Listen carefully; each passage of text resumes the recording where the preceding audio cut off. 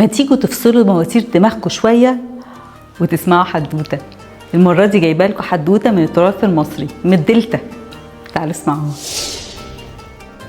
زمان زمان في الدلتا كان في راجل متجوز واحدة ست حلوة قوي قوي قوي قوي، وجاب منها بنوتة حلوة زي مامتها.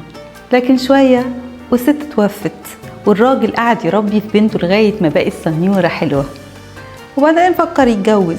فراح نادى للمشطة وقال لها خدي الخلخال ده بتاع مراتي وعدي على بيوت القرية وشوفي اللي هيدخل فيها الخلخال ده هي دي من حظي ومن نصيبي. المشطة قالت له ماشي. أخدت منه الخلخال وعدت على بيت بيت، عيلة عيلة، أسرة أسرة، سنيورة سنيورة، بنوتة بنوتة.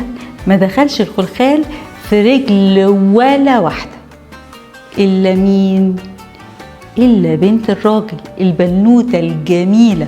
المشطة الخبيثة راحت للراجل وقالت له لقيت لك السنيورة اللي انت عايزها. دخل في رجلها الخلخال. مين سمعها؟ سمعها البنت. تعمل ايه؟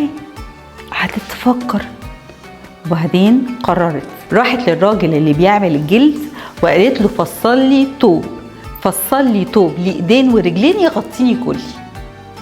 الراجل قال لها وماله، وفصل لها التوب بإيدين ورجلين ويغطيها كلها.